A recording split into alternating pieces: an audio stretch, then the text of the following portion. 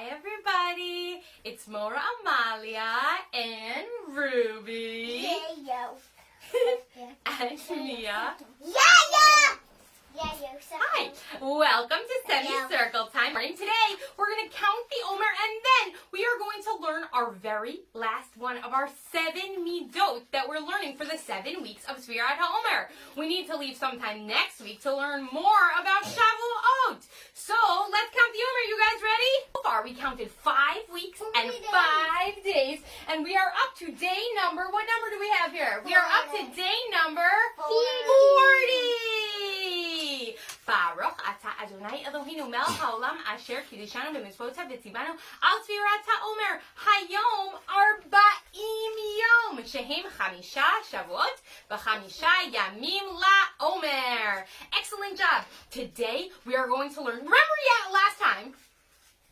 Last time I said we were going to learn my favorite midah. My favorite midah last time that we learned about was the midah of Simcha. And I really do love the midah of Simcha, and I try to have it every single day. But the other best midah ever that I think is really everyone's favorite is the midah of Gemilut Chasadim, the midah of doing chesed. Now, what's cool about the midah of chesed is that you can do it any way you want. Anything you like to do that is nice for other people, that's chesed. And it is really, really fun to do chesed. So today, Ruby and Mia are going to help me do some chesed and make some people happy. The other thing that is super cool about chesed is that according to Pirkei Avot, there are 3 things that are so important in this world that they make the world go around and around. Now, one of those 3 things is the Torah. We know how important the Torah is. And one of those 3 things is called avoda. That means davening to Hashem or bringing karbanot. And we know how important that is. But the third important thing that makes the world go around is chesed, doing nice things for other people. Any nice thing that you like to do, that is chesed. So, there are 3 things that make the world go around, and we're going to sing a little song about them. It goes like this. Al shlosha divarim, al shlosha divarim, al haTorah, v'al ha'avodah, v'al gemilut chasadim. Al shlosha divarim, al shlosha divarim, al haTorah, v'al ha'avodah, v'al gemilut chasadim. Those are the 3 things that are so important. The world needs them to keep going around and around. We are very lucky today because one of my favorite books in the whole entire world is all about the midah of chesed. And we are going to read it right now. Yossi and Label, Hot on the Trail by my friend Dina Rosenfeld. It was scorching and hot on that long summer day, too hot to ride bikes and too hot to play. Not a cloud in the sky, not a breeze in the air, so Yossi and Label just lounged on a chair. They sat back to back drinking cold lemonade and sucking the ice on their porch in the shade. But as the boys' eyelids drooped over their eyes, came the sound of small sniffles and sad little cries. Yossi blinked, rubbed his eyes, and sat up in his chair. "What's the matter?" he called out. "What's wrong over there?" A small girl in tears stood behind their front bush. Her little doll carriage was too broken to push. "Come on," Yossi shouted to his older brother. "Let's fix it and send this girl home to her mother." You're kidding," said Label. "It's much too hot. Why should I leave my chair in my nice shady spot? I need ice-cold drinks and I simply can't budge." Then Yossi gave Label a quick little nudge. "You know there's a mitzvah to help every Jew, no matter what and no matter who, with any size problem and any request. This will just take a minute and then you can rest." "Well, okay," grumbled Label, "but after 1 minute, it's back to my chair and I'm sitting down in it." Mia knows the story. The poor little carriage was tipped on its side. One wheel was broken and it just wouldn't ride. The boys looked around it, beside it, behind it, but one wheel was missing and they just couldn't find it. Yossi said to the girl, "Wait right here, please do, while my brother and I go buy a new screw." "Now, hold on," said Label. "You can't go alone. Our parents won't let you, and I'm staying home." "No, you're not," answered Yossi. "We'll see this thing through, because there's a mitzvah to help every Jew, no matter what and no matter who." And Yossi set off in a rush down the street, with Label behind him, dragging his feet. The big hardware store was empty that day. The boys found the screw and went over to pay. When the store owner said, "Boys, that screw is for free. If you can find time to do something for me. Today I left home in its terrible heat, forgetting my lunchbox, and now I can't eat. Would you please go next door to the kosher bakery and buy some brown bread and 3 muffins for me?" "Yes," he said, "we can go if my brother wants to." "Oh, great," muttered Label. "What else can I do when I know there's a mitzvah to help every Jew, no matter what and no matter who?" So they set off at once to the bakery shop with the screw in a bag and some money on top. The bakery felt like an oven inside, though the doors and the windows were all open wide. The baker could barely stand up on his feet or take a deep breath in the stifling heat. Yossi paid for the food and then asked the poor man, "Excuse me, Mr. Baker, don't you have a fan?" "Well, I did," wheezed the baker, "but now it won't run, and my old friend the butcher said he'd give me one, but at this busy time I just can't leave the store." And then he wiped his red face and he stared at the floor. Yossi and Label just looked at each other. Then Label grinned down at his little brother. "Don't say it, Yossi. I know what we'll do, because there's a mitzvah to help every Jew, no matter what and no matter who. We'll bring back that fan in a minute or two."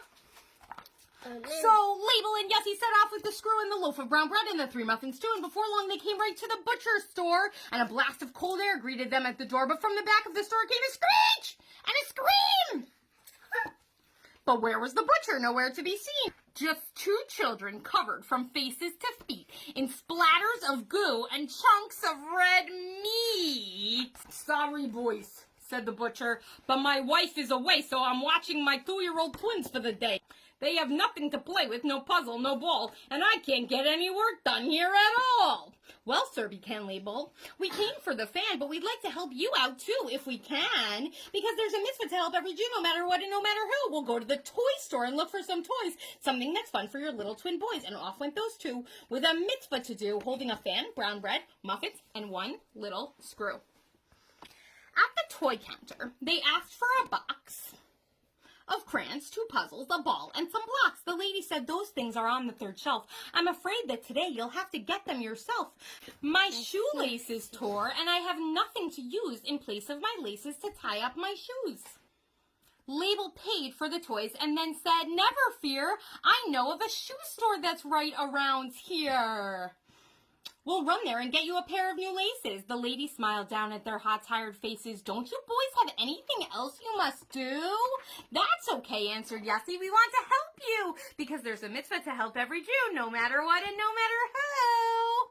So Label and Yossi were soon on their way with the size of the laces, some money to pay, the crayons, 2 puzzles, some blocks, and a ball, the fan, loaf of bread, muffins, screw, and all. They came to the shoe store and picked the right pack of laces for ladies' shoes right off the rack. And as they paid him, the shoemaker said with a frown, "Have you boys been walking all through the town? Perhaps you've seen my granddaughter near here. She's been gone for an hour, and I really fear that she's lost as she's hurt, and I really can't wait. So I'm going to search now before it gets late." Label was worried, and Yossi was too. "What does she look like? We'll find her for you, because there's a mitzvah to help every Jew, no matter what and no matter who."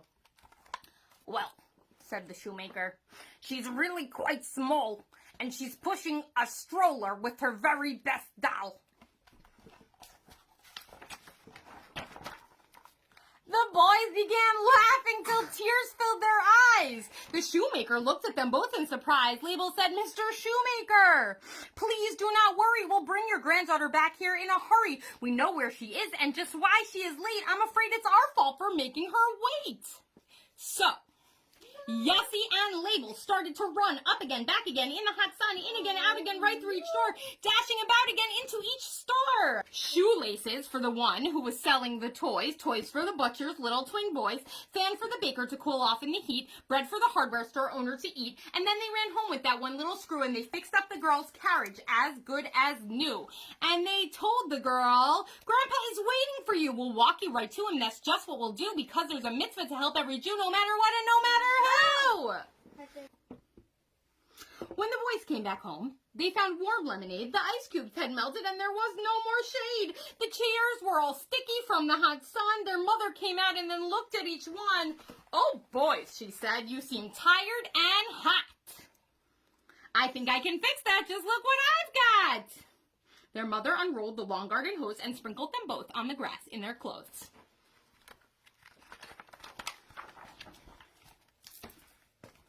Daddy. Soon their father drove up and said, what a hot day. Look what I brought for you home on my way. 2 ice cream cones with 4 flavors each. Chocolate, strawberry, vanilla, and peach.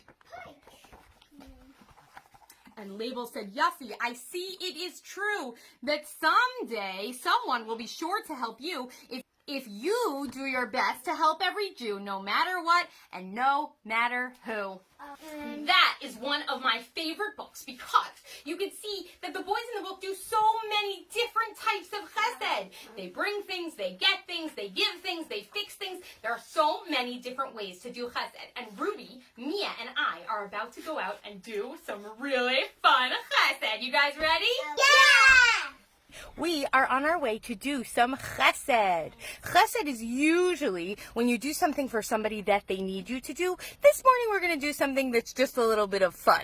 We are off to deliver some breakfast treats to some of the rabbis from our neighborhood. We're going to show them Hakar and Hatov, and we're going to do them the chesed of making them happy. Hey, we're doing 3 of our midot. See you soon.